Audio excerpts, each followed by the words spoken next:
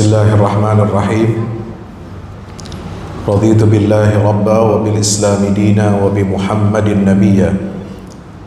Subhanaka la ilma lana illa ma 'allamtana innaka antal alimul hakim. Rabbi zidna ilma warzuqna fahma. Wahayyikum bi tahiyyatil Islam. Assalamualaikum warahmatullahi wabarakatuh.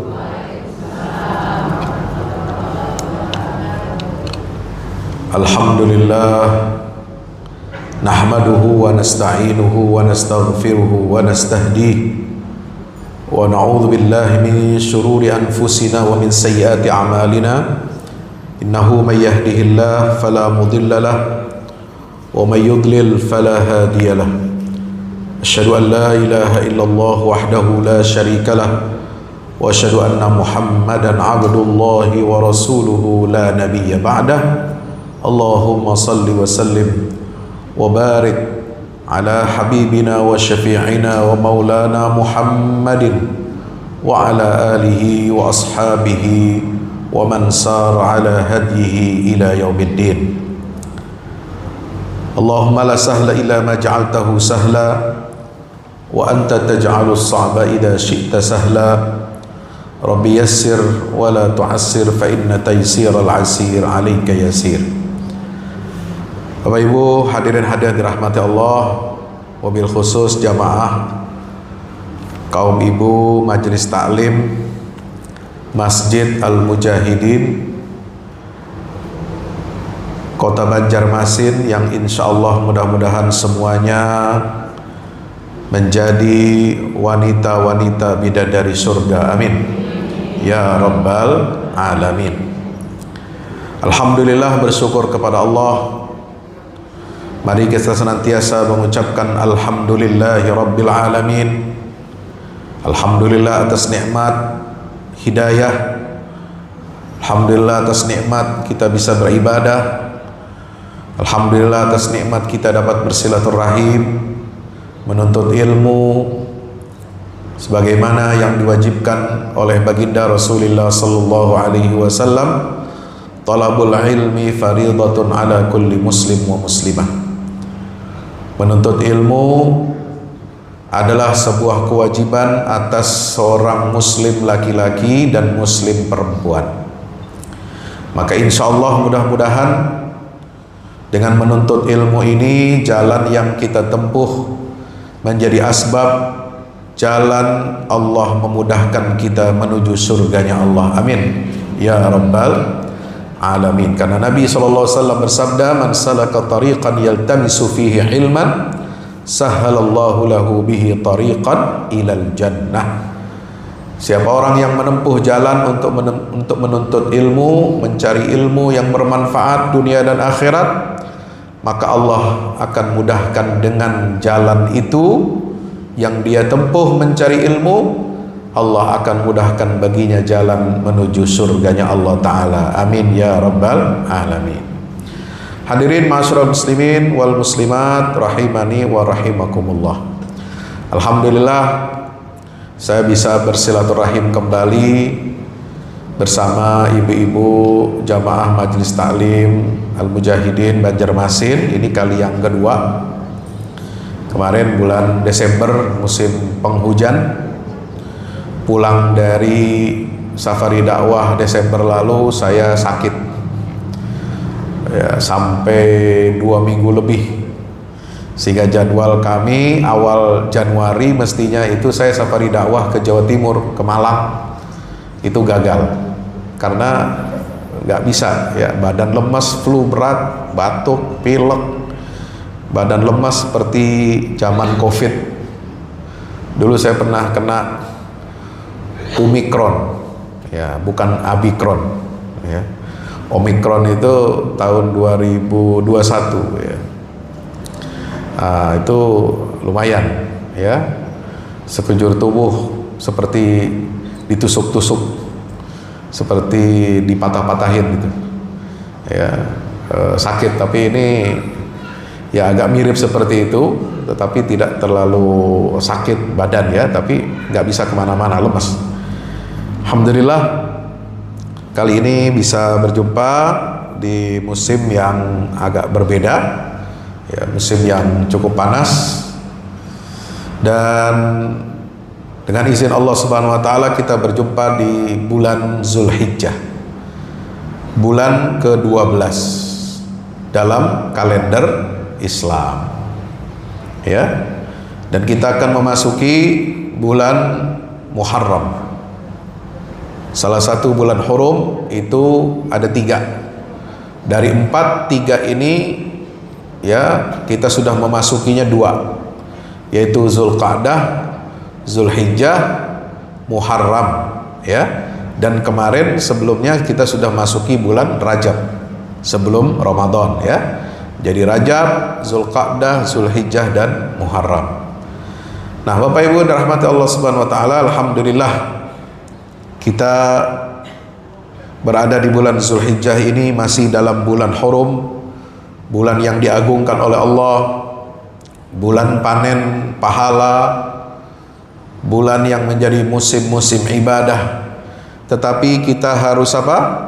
Punya keyakinan dan punya tekad bahwasanya ibadah itu tidak boleh musiman. Musim ibadah mungkin sudah berakhir, Ramadan sudah berlalu, ya.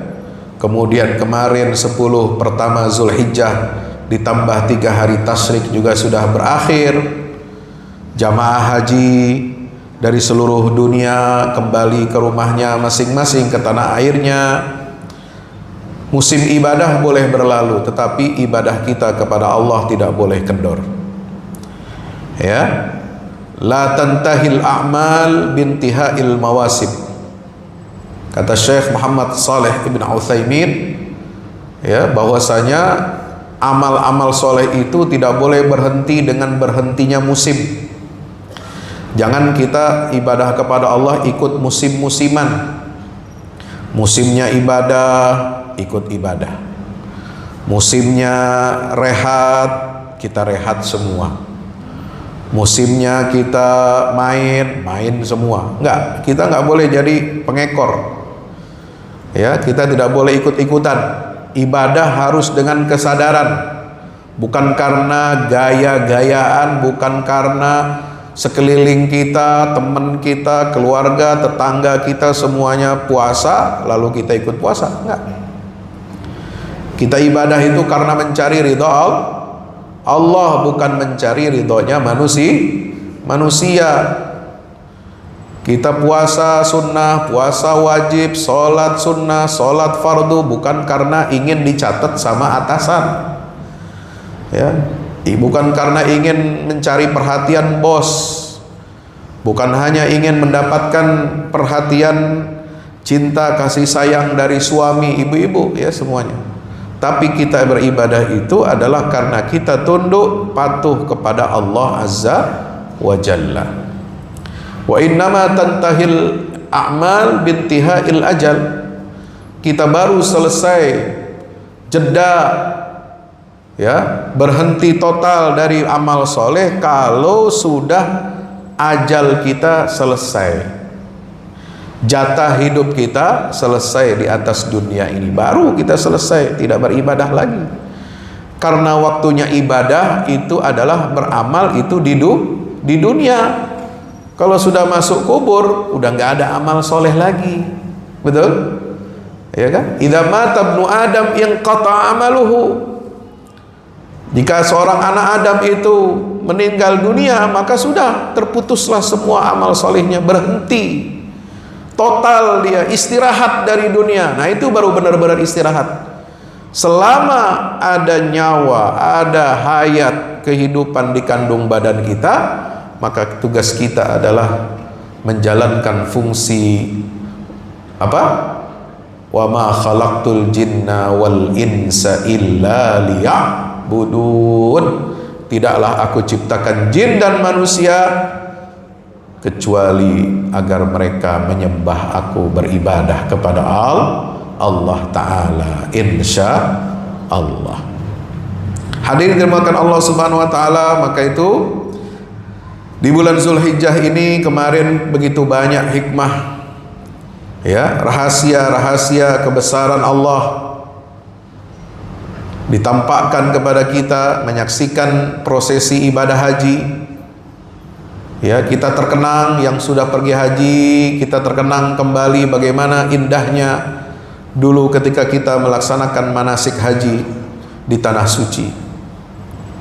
Kita mengenang kembali melihat di layar televisi kita, di layar gadget kita, di YouTube dan lain sebagainya. Kita terkenang kembali bagaimana kita dulu menangis bermunajat kepada Allah di padang Arafah. Betul? Rindu rasanya kita ingin kembali wukuf di Arafah. Saya haji baru sekali dulu waktu mahasiswa tahun 2000. Tahun berapa? 2000. Sekarang 2026, 26 tahun belum lagi balik. Maka itu kalau lihat manasik haji itu yang dilaksanakan oleh saudara-saudara kita itu, saya rindu sekali. Pengen balik ke sana itu. Cuma ya belum ada rezekinya. Ya, belum ada rezekinya. Belum sanggup, karena sanggup itu istita'ah secara materi. Ya, terkenang dulu bagaimana kita menggunakan pakaian ihram, mandi, kita sholat di miqat, kemudian kita pakai 2 pakaian ihram, kemudian kita berangkat menuju Arafah, ya, kemudian kita wukuf, berdiri berdoa di Jabal Rahmah, Masya Allah. Setelah itu, setelah maghrib kita berangkat lagi menuju Muzdalifah, mungut batu, ya, tidur di bawah alam terbuka. Kalau di Arafah tidak tidur malam, karena kan hanya setengah hari dari waktu zuhur sampai maghrib, kita tidak tidur. Nah, jangan nanti di Arafah ya kita malah asik tidur, padahal itu waktu-waktu terbaik itu untuk kita bermunajat, berdoa kepada Allah. Jangan main-main ketika wukuf. Ya, boleh ketiduran boleh, tapi tetap sambil zikir ketiduran itu boleh. Tapi jangan selonjor sampai tidur ngorok. Wukuf ngorok itu. Orang lain nangis, baca Quran, baca zikir, baca istighfar, dia ngorok. Ya Allah, kayak gak ada dosanya sama sekali. Ya. La haula wala quwwata. Kita pindah ke Muzdalifah itu tidur di bawah alam terbuka, hotel terbuka, tidak pakai tenda, ya, karena memang hanya lewat singgah bermalam untuk mungut batu 70 butir, ya, atau 63 butir untuk yang nafar awal. Ya, kemudian keesokan paginya langsung bergerak lagi menuju apa? Menuju Mina, melempar Jumratul Aqabah. Masya Allah, berat. Setelah itu tawaf, setelah itu tahallul, lalu kemudian tawaf ifadah. Wah, berat sekali dengan sa'i, Masya Allah. Sorenya kita sudah harus masuk lagi, berangkat menuju Mina. Ya, Arafah, Muzdalifah, Mina, Armuzna. Itulah puncak ibadah haji. Bermalam di sana, di Mina, di tenda-tenda Mina, Masya Allah. Sehingga kalau kita lihat tenda-tenda Mina itu seperti apa? Seperti sarang burung putih dari atas. Ya, kita seolah-olah baru lahir menetas menjadi manusia-manusia yang baru. Ya. Ya. Keluar dari apa? Dari cangkang telur. Ya, itu putih semua telur itu. Itulah manusia-manusia baru yang mendapatkan karunia dari Allah Subhanahu wa taala. Ya, mendapatkan sebuah jalan yang sangat istimewa untuk menapaktilasi perjuangan Nabi Ibrahim beserta keluarga beliau. Ya, makanya kita berdoa, membaca salawat kepada Nabi Ibrahim setiap kali kita sholat dengan salawat Ibrahimiyah. Ya, di rakaat terakhir sebelum kita salam. Allahumma salli ala Muhammad wa ala ali Muhammad kama sallaita ala Ibrahim wa ala ali Ibrahim. Wa barik ala Muhammad wa ala ali Muhammad kama barakta ala Ibrahim wa ala ali Ibrahim innaka Hamidum Majid. Subhanallah. Enggak berhenti kita mengingat perjuangan Nabi Ibrahim alaihi salam. Ya, makanya sangat beruntung jamaah haji yang datang ke tanah suci memenuhi panggilan Allah, menerima seruan Nabi Ibrahim, wa'adzin fin nasi bil haji ya'tuka rijalan wa ala kulli dhamirin. Kenapa? Karena dia bisa melihat langsung jejak-jejak, langkah-langkah, tempat-tempat yang dilalui oleh Nabi Ibrahim dan keluarganya. Melihat makam Ibrahim, kita menangis. Wattakhidhu min maqami Ibrahim musalla. Subhanallah. Melihat Ka'bah pertama kali pasti nangis itu. Betul? Ya kan? Padahal Ka'bah itu bangunan sederhana, kubus segi empat. Lebih banyak istana-istana mewah, rumah-rumah mewah. Ya, di Kalimantan Selatan ini kalau saya pergi kemana, dulu saya dakwah ke tambang batubara itu, berapa kali saya lewat rumah bagus-bagus, mewah, bagai istana. Saya melihat itu nggak ada nangisnya itu. Betul. Cuma saya belum sampai ke IKN, ya, mungkin nggak tahu nangis atau senang itu. Ya. Itu lihat rumah-rumah hebat-hebat, mewah-mewah itu saya nggak nangis, cuma menghayal saja. Ya. Menghayal gimana kalau saya punya rumah begitu, bagaimana saya bersihin rumah itu, bagaimana pembantunya berapa puluh itu yang bersih-bersih, yang bersih halaman lain, bersih rumahnya lain, yang jaga ini lain, jaga itu lain. Ribet ya, bayanginnya aja ribet itu ya. Padahal tuan rumahnya nggak tinggal di situ juga tiap hari itu. Punya rumah lagi di Jakarta, punya rumah lagi di Singapura, punya rumah lagi di Australia, punya rumah lagi di mana-mana. Subhan, dunia ini nggak ada habisnya. Tapi kalau lihat Ka'bah, Masya Allah, pertama kita melihat menginjakkan kaki masuk ke Masjidil Haram itu, meleleh air mata kita.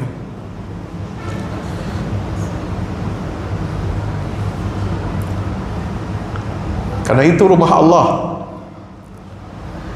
yang menjadi pondasi dan asas tauhid yang dibangun di atas muka bumi ini. Inna awwala baitin wudi'a lin-nas lalladzi bi Makkah mubarakan wa hudan lil alamin fihi ayatum bayyinatum maqam Ibrahim wa man dakhalahu kana aminan.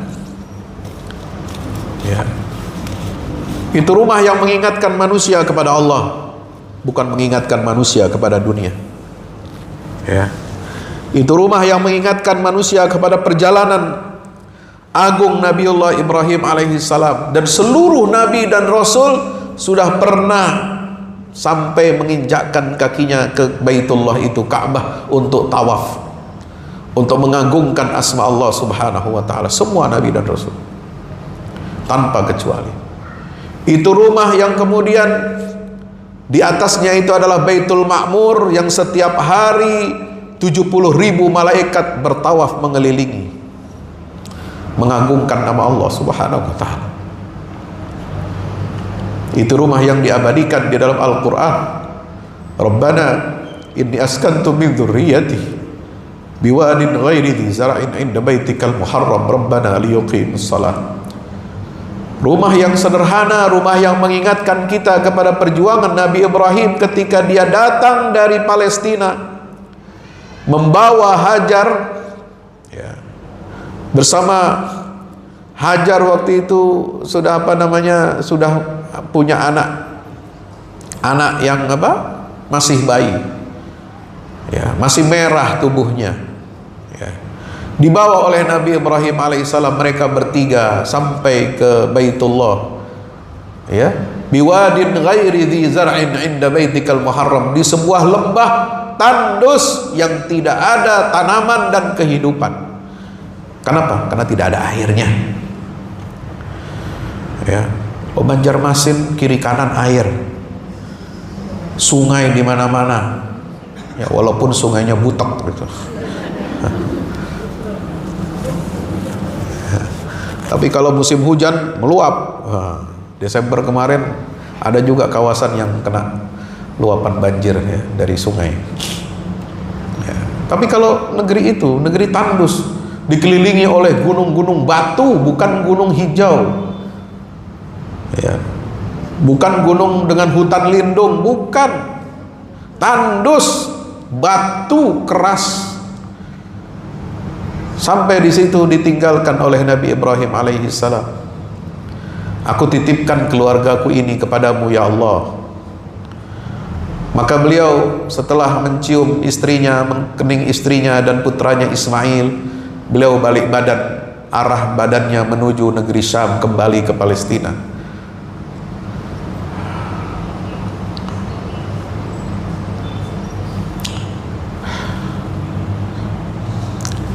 Sebagai seorang bapak, seorang ayah, seorang suami,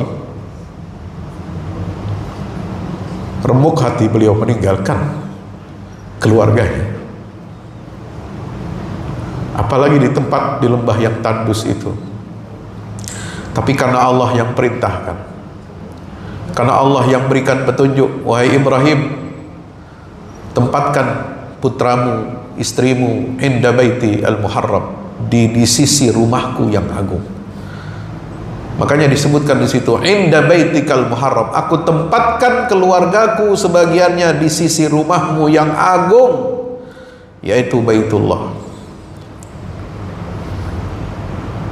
Rabbana liyuqimus shalah, untuk apa? Ya Allah, aku tempatkan mereka itu supaya mereka menegakkan salat. Bukan untuk senang-senang, bukan untuk main-main, bukan untuk canda gurau, bukan untuk mengumpulkan harta dunia. Apa yang bisa dikumpulkan harta dunia di tempat yang tidak ada kehidupan seperti itu?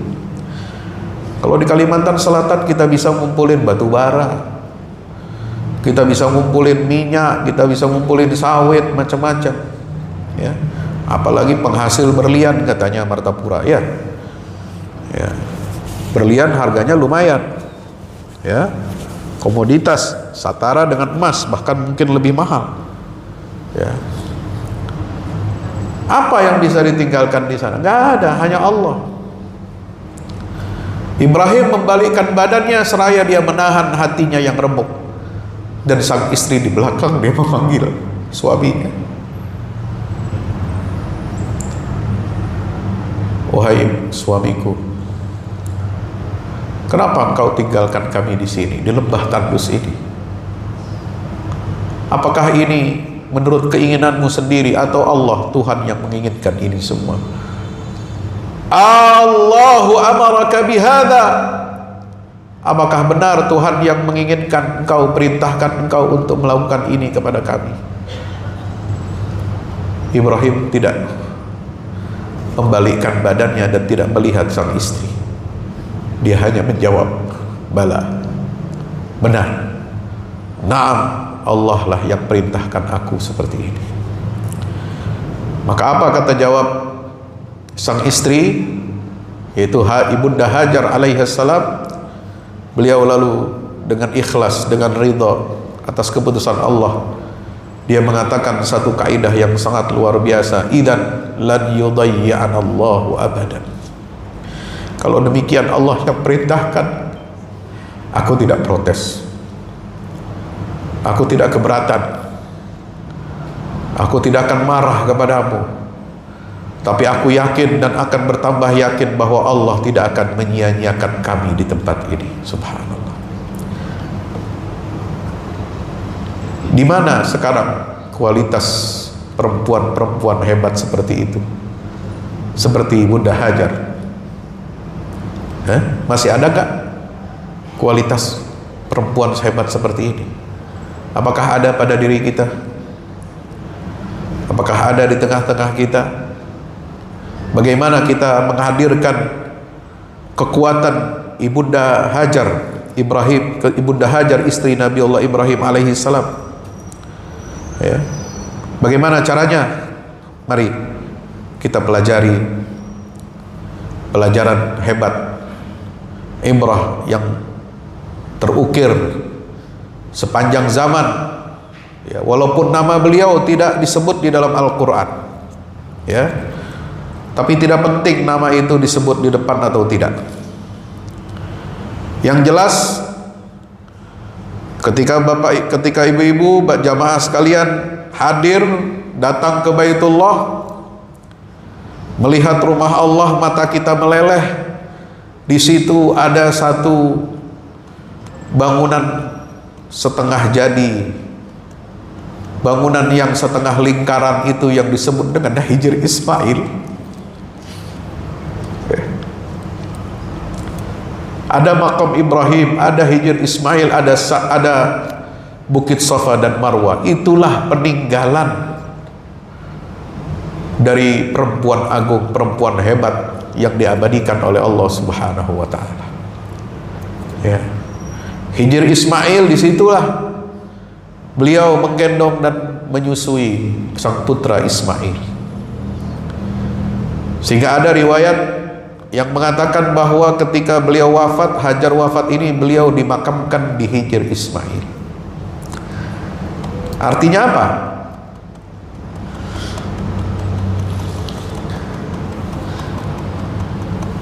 Ketika kita mengelilingi Ka'bah itu, ketika kita tawaf itu, ada sosok jasad perempuan yang ada di bawah Hijr Ismail itu.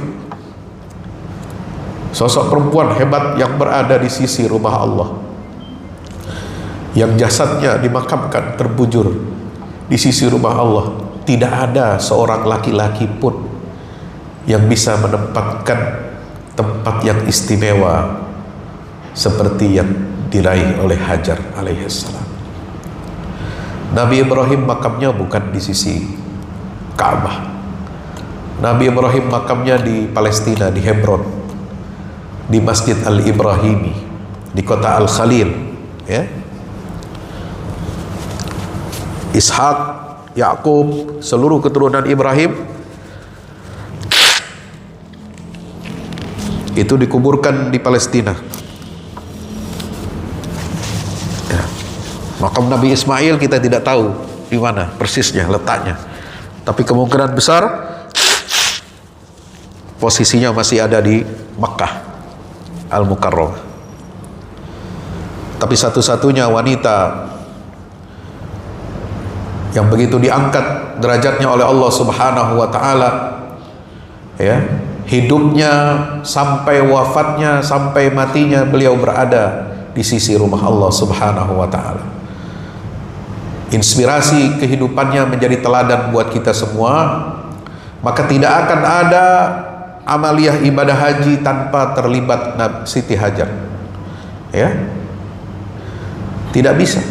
Tidak ada amaliyah ibadah haji, tidak ada sa'i antara Safa dan Marwah, tidak ada tawaf di Ka'bah, memutari Ka'bah 7 kali, kemudian tidak ada mabit di Mina, melempar jumrah ula, wusta dan aqabah, karena itu semua melibatkan seorang perempuan budak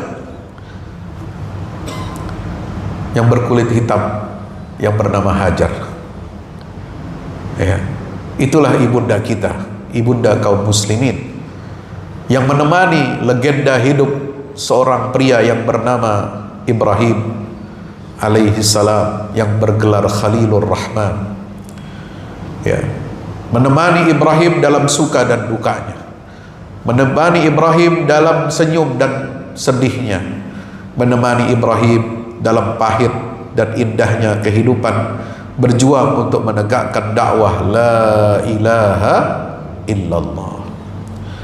Bapak Ibu hadirin rahmati Allah Subhanahu wa taala, ada 9 pelajaran ketangguhan ikhtiar dan keikhlasan Siti Hajar di tengah gurun kehidupan.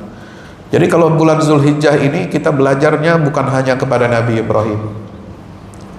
Seringkali yang diangkat oleh para dai, para mubalik, ayo kita belajar kepada Ibrahim. Ayo kita teladani Nabi Ibrahim. Laqad kana lakum uswatun hasanatun fi Ibrahim. Ya. Jarang kita menyebut, ayo kita belajar dari Ibunda Hajar. Ya, ini perempuan hebat, dan perempuan hebat ini harus menjadi tauladan seluruh kaum muslimah, kaum mukminin dan mukminat. Ya, dimana ribuan tahun lalu ada seorang wanita yang ditinggalkan bersama putranya yang masih merah di tengah gurun bersimbah sunyi.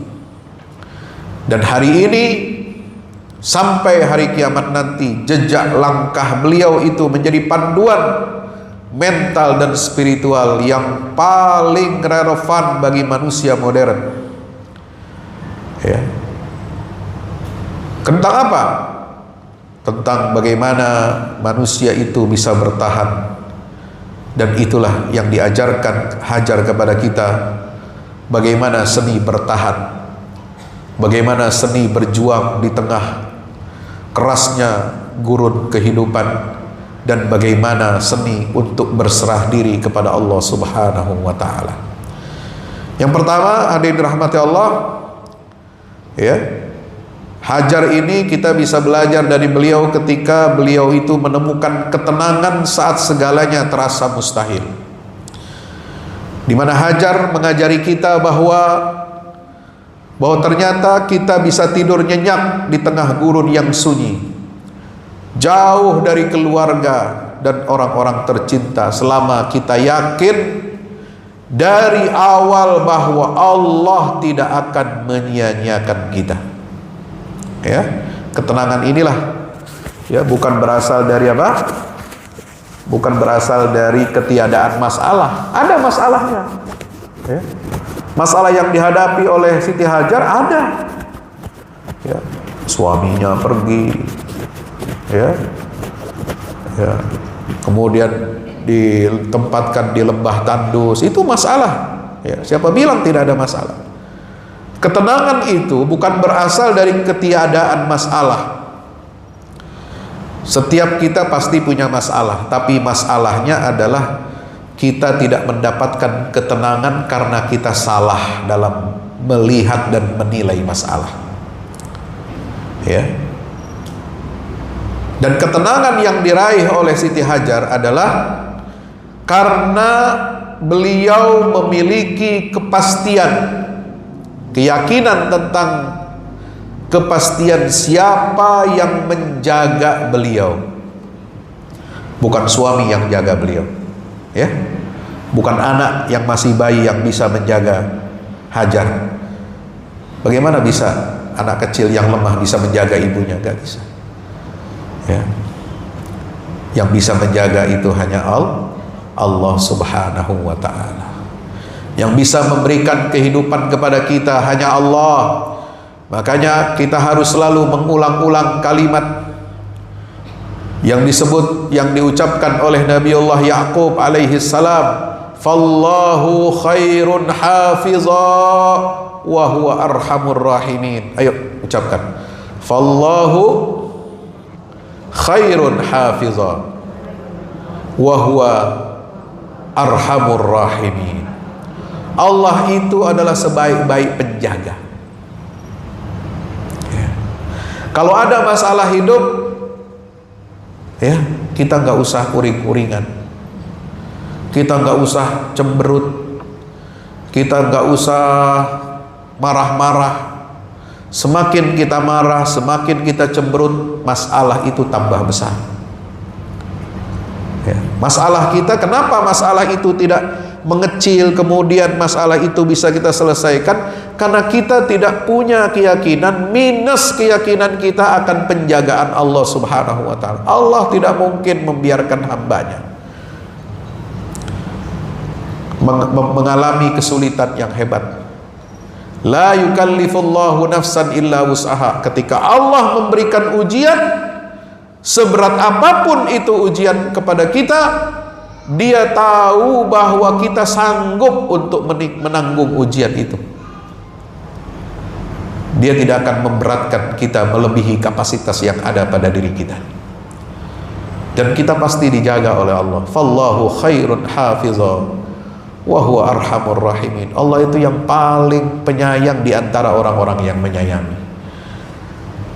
Sayangnya suami tidak ada bandingannya dengan kasih sayang Allah kepada ibu-ibu semua.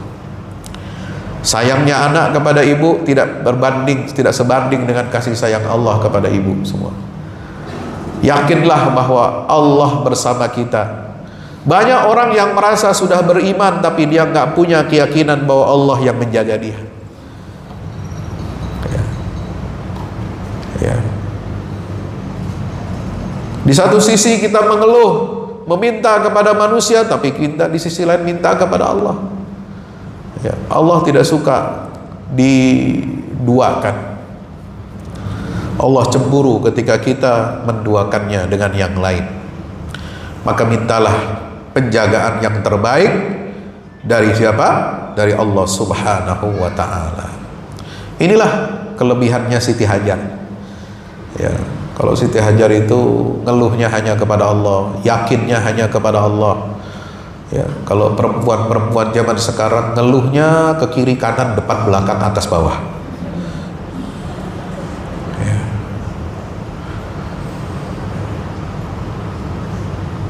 Kalau anak-anaknya sudah menikah semua ngeluh lagi, minta uang sana sini, kiri kanan, depan belakang, ayo mintain. Nah, itu merasa kurang. Ya. Padahal anak kita juga ngurusin keluarganya udah pusing. Ya. Ngurusin dirinya aja udah pusing, sekarang hidup serba susah. Ya. Bapak Ibu yang dirahmati Allah Subhanahu wa taala, ya. Maka itu apa? Kita yakin dengan pertolongan Allah. Apa yang kita tanam selama hidup kita ini pasti akan berbuah kebaikan. Kalau kita ikhlas, ya, mendidik anak-anak kita dari kecil, selalu mendoakan mereka, selalu bimbing mereka, kita yakin Allah akan balas dengan cara yang Dia kehendaki, bukan dengan cara yang kita inginkan. Ya. Allah akan bimbing anak yang kita sayangi sejak kecil itu, Dia akan mencurahkan kasih sayangnya kepada kita walaupun dia sudah punya pasangan hidup masing-masing. Ya. Maka itu harus yakin dengan keputusan Allah Subhanahu wa ta'ala. Rumah tidak akan runtuh hanya karena sandaran duniawi tidak ada lagi di sisi kita, jika seorang istri itu bertakwa dan bersandar penuh kepada Allah Azza wa Jalla. Inilah yang disebut dengan ketangguhan hati. Ya. Apalagi ketaatan itu melampaui logika. Jalan menuju surga, ya, itu sering dikelilingi oleh hal-hal yang tidak disukai oleh kita. Huffatil jannatu bil makarih. Surga itu, jalan menuju surga itu selalu dikelilingi, dipadati dengan segala hal yang tidak mengenakkan, tidak disukai oleh kita. Jalannya terjal, jalannya berduri, jalannya berliku-liku. Tapi kalau jalan menuju surga, oh seperti jalan tol, lancar, nggak ada macetnya. Ya. Termasuk apa? Kita miris dan sedih. Kenapa kita menyaksikan kok banyak orang, ya, orang kafir, nggak percaya kepada Allah, nggak beriman, nggak beribadah kepada Allah, nggak beriman kepada Al-Quran, kepada Nabi Muhammad, kok banyak mereka hidup enak, hidup nyaman, hidup sejahtera, sentosa. Ya. Banyak orang-orang yang ahli maksiat kok hidupnya enak, gampang, rezeki banyak. Ya. Tapi orang-orang yang ahli ibadah, taat kepada Allah kok sering diuji oleh Allah dengan apa? Dengan kesulitan duniawi, dengan kesulitan materi. Nah ini ada seni, saya sedang baca buku Seni Berbaik Sangka kepada Allah Subhanahu wa ta'ala. Indah itu. Saya baru baca kurang dari sepertiganya, udah banyak saya menangis, melelehkan air mata. Ya. Nanti kapan-kapan saya sharing tentang isi buku ini, insya Allah. Ya. Melihat orang kok hidupnya gampang, tapi ternyata dia banyak masalah. Orang itu yang kita nilai hidupnya gampang, nyaman, enak, punya properti, tidur nyaman, enak, ini ternyata hidupnya itu selalu dalam was-was.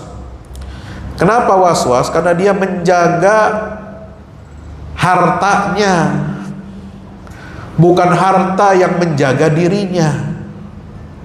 Ya, banyak orang yang punya gedung mewah-mewah itu, rumah bak istana itu, hidupnya nggak nyaman. Kenapa? Ya, karena takut tertangkap KPK, takut ditangkap kejaksaan. Ya. Itu uang tumpukan dolar jutaan itu di kamar dengan aneka macam kunci mobil yang bermacam-macam itu dia nggak bisa tidur jagain itu, Pak. Jangan dikira mereka itu enak hidupnya, itu nikmat, enggak. Ya. Baru pulang haji, labbaik Allahumma labbaik, pakai pakaian ihram warna putih, pulang sampai 2 hari langsung pakai pakaian rompi pink. Enggak, kalau yang itu pink tuh ketua MBG, kepala MBG itu pink, karena yang nangkap kejaksaan. Nah, beda baju warnanya itu. Kalau yang menteri urusan imigrasi yang korupsi itu, ya, nah itu baru kita tangkap KPK. Nah, warnanya oranye. Ya, agak berbeda sedikit ibu-ibu ya, harus paham. Ya. Baru pulang haji, ya Allah. Perubahannya drastis dari pakaian ihram putih jadi pink itu gimana? Kalau ibu-ibu yang pakai baju atau kerudung pink bagus, ya, cantik. Bapak-bapak pakai baju pink itu masya Allah, hina ngelihatnya itu. Itu bagaimana perasaan anak istrinya itu, ya. Makanya jadilah istri yang menguatkan suami dan mencegah mereka dari perbuatan-perbuatan jahat. Itu penting. Ya. Tidak ada satu suami pun yang ahli ibadah dan orang benar kecuali di belakangnya ada istri yang soleh. Dan tidak ada satupun koruptor kecuali perempuan istrinya juga bermasalah. Ya. Karena kan istri tahu itu perbuatan suaminya. Jangankan perkara duit, apa yang ada di balik celana suaminya aja kan ibu tahu. Lah masa uang korupsinya nggak tahu itu dari mana? Ya. Jadi perempuan ini, istri itu menentukan. Ya. Bagaimana harga dirinya kalau seperti itu keluarga. Ya. Tidak yakin Allah itu yang maha pemberi rizki, Allah itu tidak akan menukar rizkinya kita dengan yang lain. Takut kita hidup dalam keadaan miskin, dalam keadaan terhina gara-gara itu. Kemudian kita melakukan apa saja, ya, mengambil uang rakyat, mengambil uang negara, melakukan pemerasan, melakukan praktek-praktek yang ilegal. Masya Allah, nauzubillah min dzalik. Ya. Ini surga itu kelihatannya susah, neraka itu gampang kelihatannya, tapi nggak nyaman, orang itu nggak tenang hidupnya. Ya. Maka itu harus kita bersihkan hati kita, hijrahkan hati kita. Banyak yang sudah beriman tapi dia belum berhijrah, ini masalahnya. Ya. Muslim, ya, agamanya Islam, namanya juga Islam kan, tapi perilakunya mencoreng Islam itu. Perilaku umat yang seperti itu yang membuat sakit hati dan sedih Rasulullah SAW.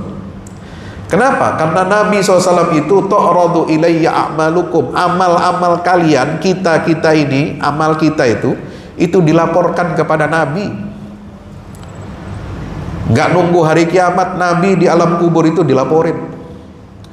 Kalau amal kalian baik, saya senang bersyukur kepada Allah. Tapi kalau amal kalian buruk, saya sedih dan minta perlindungan kepada Allah Subhanahu wa Ta'ala. Ya. Jangan pernah kita membuat hati Rasulullah sedih. Malu kita kepada Nabi SAW. Bawa nama Islam, bawa simbol Islam, baru pulang haji, ya Allah. Lalu kemudian seperti itu, ya, kita harusnya malu kepada baginda Rasul SAW.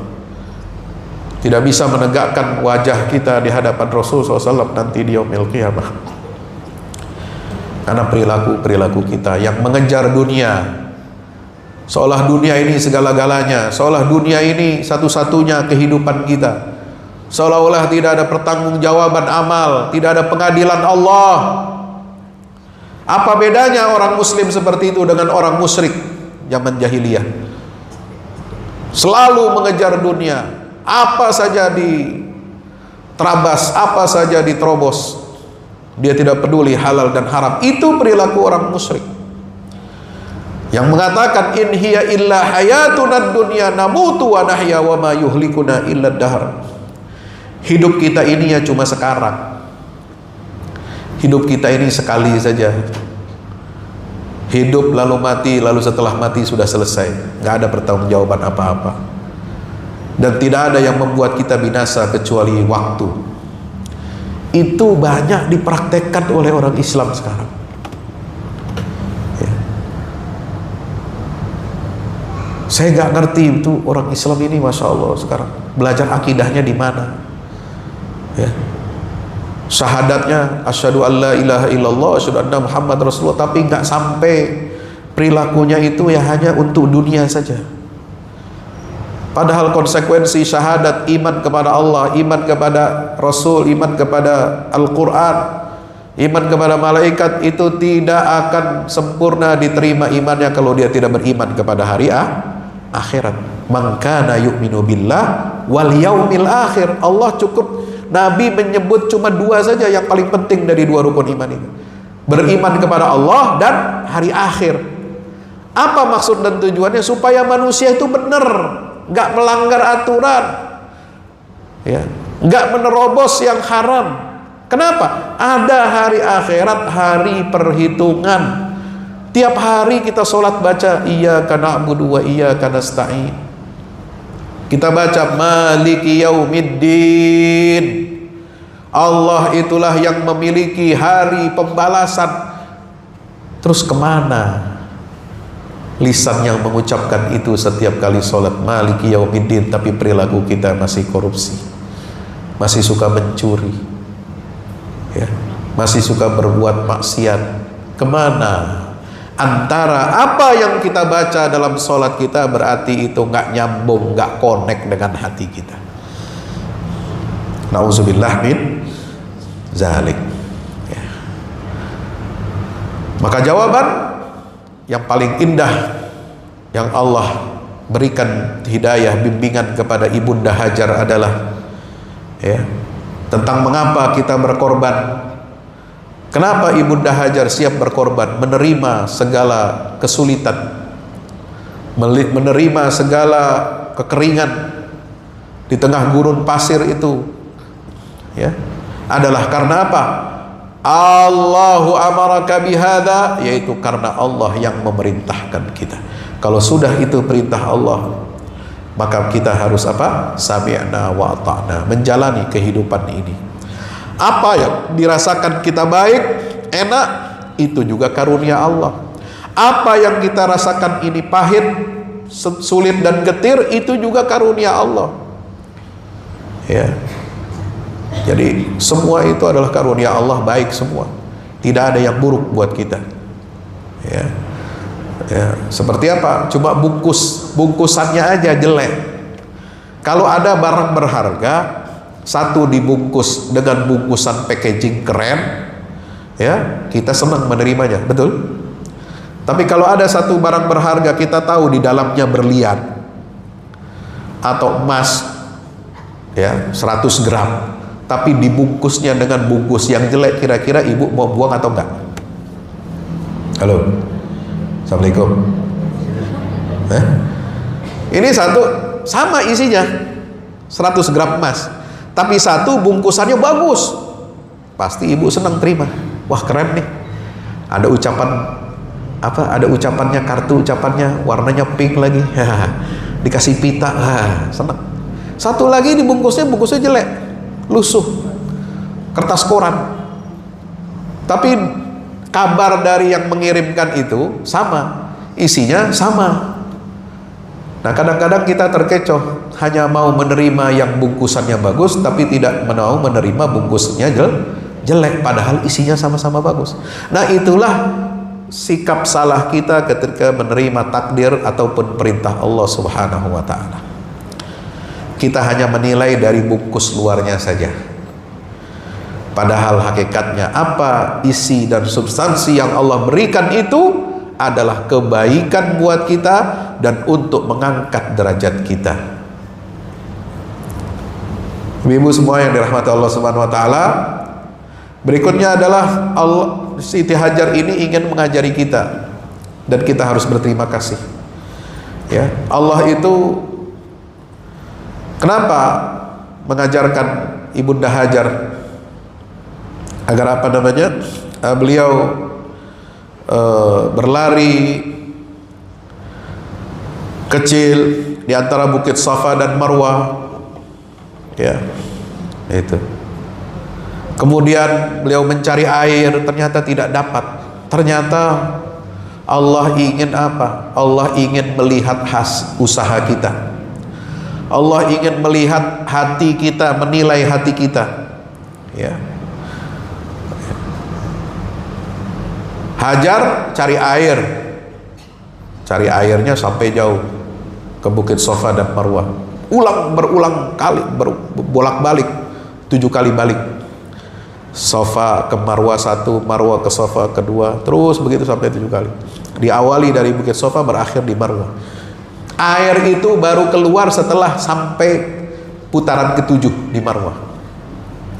Makanya kita sa'inya 7 kali itu. Ya. Air itu tidak Allah keluarkan dari telapak kaki Ismail ketika di tengah-tengah usaha, enggak. Jadi apa pelajarannya? Maksimal kita usaha, semaksimal mungkin apa yang Allah perintahkan kepada kita, kita harus kerjakan. Cari apa penghidupan buat kita.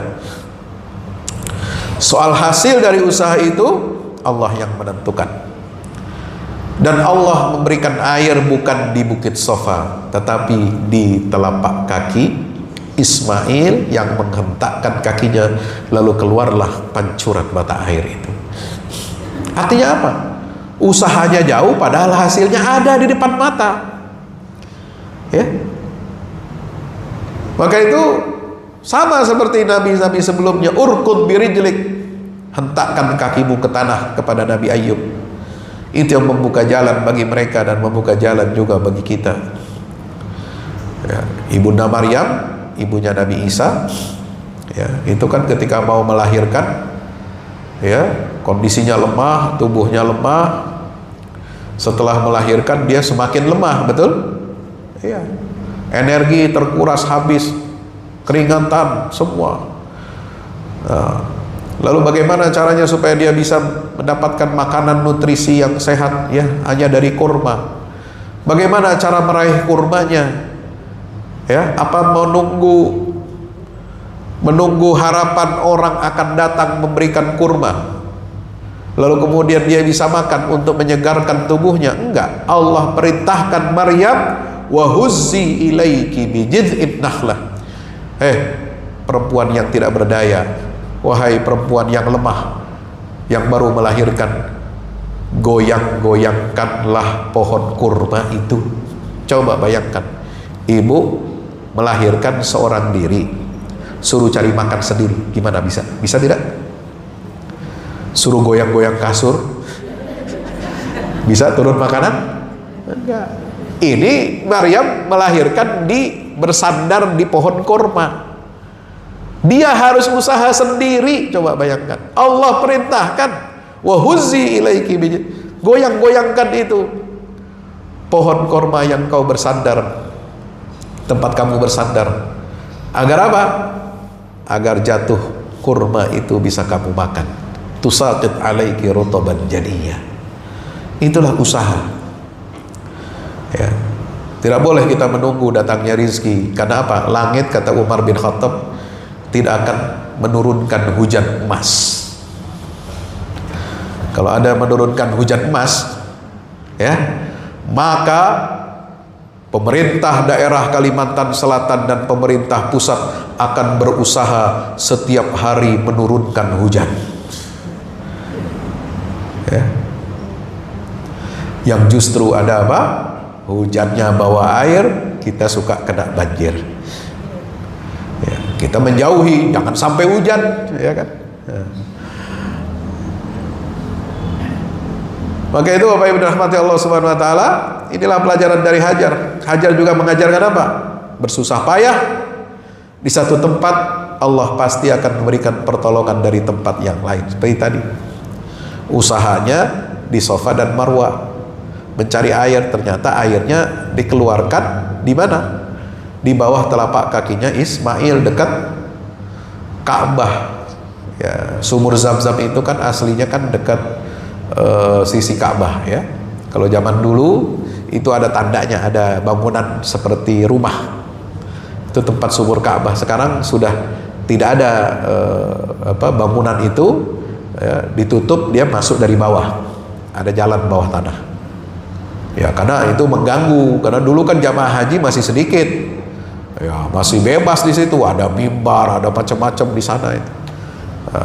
Orang mengantri ngambil air Zam-Zam itu ya nggak pakai timba, ya zaman dulu. Nah, sekarang nggak, tuh kan tinggal pakai pompa, pakai keran-keran semua. Sekarang sudah dikasih apa? Gelas-gelas di masing-masing tempat kita sholat itu ada. Bahkan sampai ke Madinah, ya, Masjid Nabawi itu nggak kekurangan air Zam-Zam. Kenapa? Karena dipasok terus dari Mekah. Setiap hari, ya, ribuan tangki, ya, air Zam-Zam itu dikirim dari Mekah ke Madinah. Ya. Kenapa Zam-Zam itu muncul untuk Hajar setelah dia menyelesaikan lari bolak-balik antara Safa dan Marwah? Nah, inilah maka kita diajarkan tentang apa? Pentingnya usaha kita itu tidak pernah bosan, selalu mengulang-ulang. Ya, ini seni pengulangan, tidak bosan mengetuk pintu Allah. Jangan sampai kita putus asa dari rahmat Allah. Oh, baru satu kali putar udah capek, udah ngeluh. Ya, itu kan jarak dari Safa ke Marwah itu kan lumayan, Bu, ya. Ya, sudah pernah sa'i kan? Ya, laki-laki saja kecapean. Apalagi perempuan. Ya. Apalagi perempuan kalau umroh, haji, dia hamil lagi. Wah, berapa beban yang dia bawa itu. Ya. Orang tua saya dulu cerita, waktu tahun 79 ibu saya haji, saya lagi hamil, ya, lagi di kandungan, di rahim.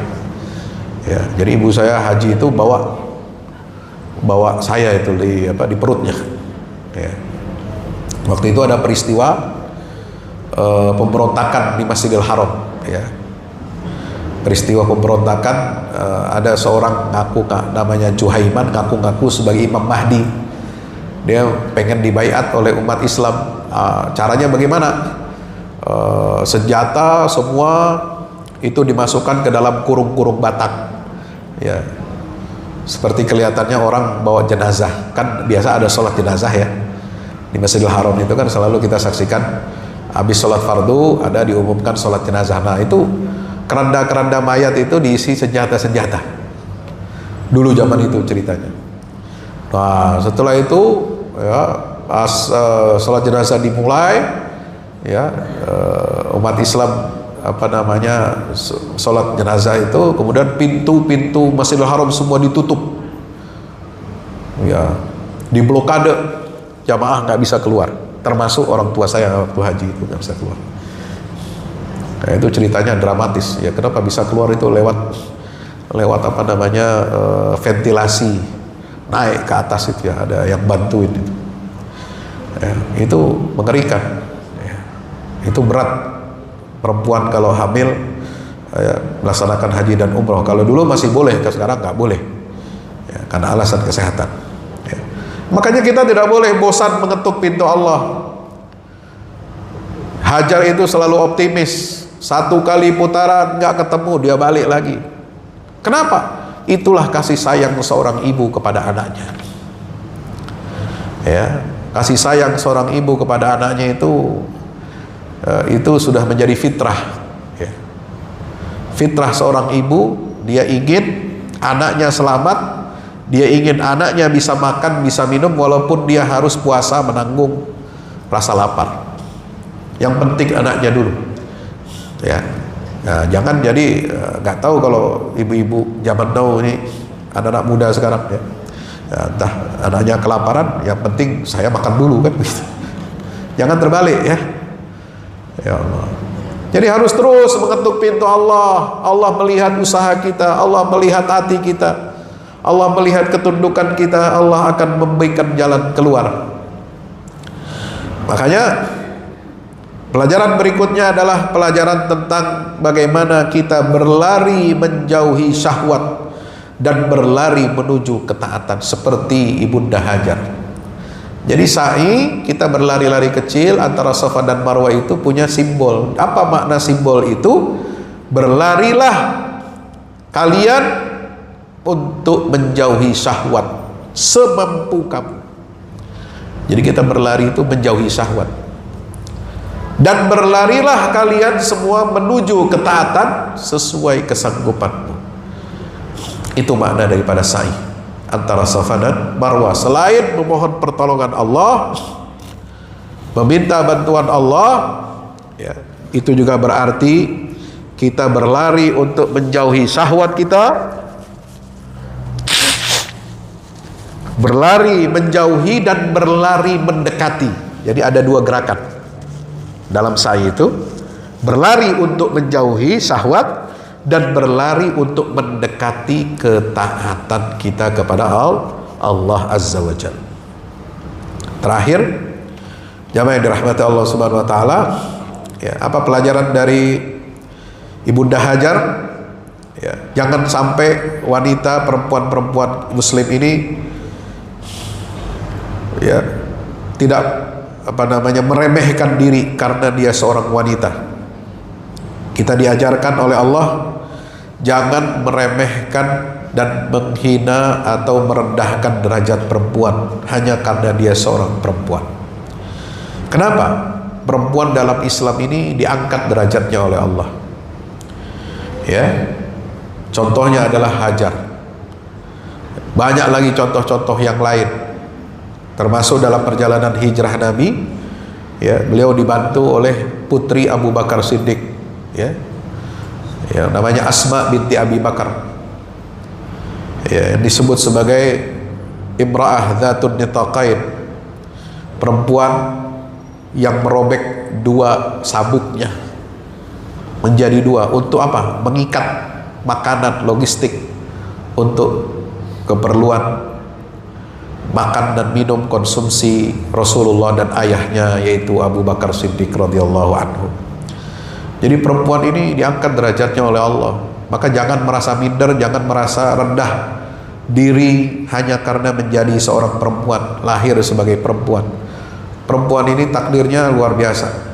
Allah kuatkan, Allah angkat derajatnya, Allah jadikan surga itu di bawah telapak kaki perempuan. Ya, al jannatu tahta aqdamil ummahat. Ya, dan Allah tidak jadikan surga di bawah telapak kaki bapak. Ini hebatnya emak-emak itu. Ya, tapi emak-emak yang bagaimana yang hebat? Ya, yang berkualitas seperti Hajar, yang pasrah tunduk patuh kepada perintah Allah, yakin dengan penjagaan Allah Subhanahu wa ta'ala. Ya, maka setiap orang muslim yang melaksanakan ibadah haji, ya, yang sa'i antara Safa dan Marwah, itu mengikuti jejak yang telah diabadikan oleh Ibunda Hajar Dan Hajar telah mengajari kita semua, siapa yang jujur bersama Allah, maka Allah akan mengabadikan namanya sebagaimana nama Hajar diabadikan oleh Allah Azza wa Jal.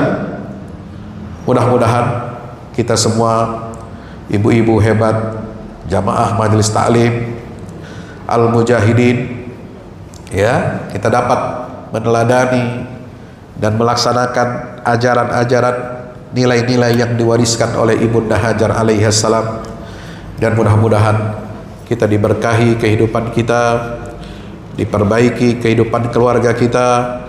Allah jadikan suami, ibu-ibu semua dan anak-anaknya menjadi orang-orang hebat, menjadi hamba-hamba Allah yang senantiasa berserah diri kepada Allah Azza wa Jalla.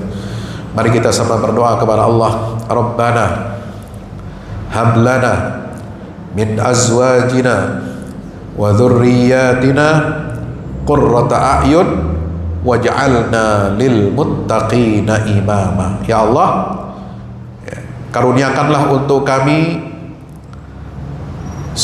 pasangan-pasangan hidup kami, suami atau istri kami, dan juga keturunan-keturunan kami menjadi apa? Mereka menjadi penyejuk mata hati buat kami, dan jadikan kami ya Allah menjadi pemimpin bagi orang-orang yang bertakwa. Amin ya rabbal. Allahumma barik lana fi auladina wa la tadurrahum. Ya Allah, berkahilah kami punya anak-anak dan janganlah Engkau membahayakan mereka. Warzuq, Allahumma barik lana fi auladina wa la tadurrahum warzuqna birrahum, dan karuniakan kami agar mereka berbakti kepada kami. Amin ya rabbal alamin. Demikian yang dapat kami sampaikan, mudah-mudahan bermanfaat. Nasrun minallah wa fathun qarib wa basyiril mu'minin. Wassalamualaikum warahmatullahi wabarakatuh. Segera hadir buku terbaru dari Ustadz Fahmi Salim, Haji dari Pemurnian Misi Kenabian ke Revolusi Kebangkitan. Buku ini berisikan 336 halaman yang merupakan sebuah karya reflektif yang mengajak para pembaca menelusuri makna haji lebih dalam dari sekedar ritual tahunan. Buku ini menghadirkan perspektif spiritual, historis, dan peradaban yang menggambarkan ibadah haji sebagai momentum pemurnian jiwa sekaligus titik awal kebangkitan umat. Melalui bahasa yang mengalir dan analisis yang tajam, pembaca diajak untuk memahami hakikat haji sebagai perjalanan menuju Allah. Selain itu, pembaca juga diajak untuk menilai persatuan dan kesetaraan dalam beribadah. Dimensi sosial dan peradaban dari manasik haji sampai peran haji dalam menjaga warisan kenabian hingga spirit kebangkitan umat dalam bingkai tauhid. Buku ini lebih dari sekedar buku religi. Ini adalah ajakan untuk melihat ibadah haji sebagai gerakan transformasi diri dan gerakan keumatan. Segera hadir di toko buku favorit Anda dan jangan lewatkan kesempatan untuk menjadi bagian dari perjalanan bermakna ini. Untuk pemesanan, hubungi nomor berikut ini atau klik link di bawah ini. Assalamualaikum warahmatullahi wabarakatuh. Yang terbaru dari Al-Fahmu Institute, buku petunjuk manusia pilihan, karya Ustadz Fahmi Salim. Dari keseluruhan jumlah ayat-ayat Al-Quran, sekitar sepertiganya adalah berupa kisah-kisah. Hal ini menjadi dalil yang sangat jelas tentang pentingnya sebuah kisah. Andaikan kisah ini tidak penting, tidak mungkin menempati porsi yang banyak di dalam Al-Quran ini. Kisah Al-Quran mempunyai keistimewaan yang membedakan dengan kisah-kisah lainnya, seperti kisah sejarah ataupun fiksi. Sesungguhnya, kisah-kisah Al-Quran sumbernya adalah Al-Quran itu sendiri. Kisah Al-Quran adalah kisah yang mempunyai target, yaitu target agama dan akhlak. Sesungguhnya sumber yang menjadi rujukan asal kejadian-kejadian di dalam kisah-kisah Al-Quran dan para tokohnya adalah berasal dari alam dunia dan sejarahnya. Kisah Al-Quran adalah kisah nyata yang tidak ada khayalan atau fiksi di dalamnya. Tidak ada kepalsuan dan tidak ada mitos, serta tidak ada kode tertentu. Ini dikarenakan kandungan kebenaran yang terdapat di dalam sebuah kisah Al-Quran mengenai alam semesta dan tabiat jiwa manusia, serta kisah-kisah umat manusia semuanya itu adalah kebenaran yang valid, baik secara keilmuan maupun sejarahnya. Objek dari kisah Al-Quran adalah manusia, karena manusia merupakan tujuan utama dari adanya sebuah risalah, perintah dan larangan secara umum. Manusia itu adalah penerus dan penerima apa-apa yang terdapat di dalam Al-Quran.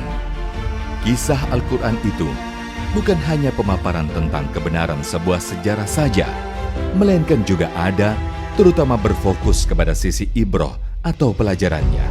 Sungguh, Al-Quran diakui tidak hanya mukjizat dari segi sumber keilahiannya atau sisi kesastraannya yang indah, informasi ilmiah sainsnya yang tepat, informasi kabar gaib terdahulu dan yang akan datang, dan aspek syariatnya saja. Mukjizat Al-Quran juga berupa solusi-solusi praktis masalah kehidupan, seperti tergambarkan dalam kisah-kisah petunjuk manusia pilihan yang menjadi utusan-utusan Allah. Petunjuk manusia pilihan sudah seharusnya menjadi pemandu dan penerang jalan agar Indonesia dan dunia keseluruhan segera terentaskan keluar dari berbagai kegelapan hidup menuju cahaya peradaban yang unggul gemilang, bersendikan tauhid yang kokoh sepanjang masa.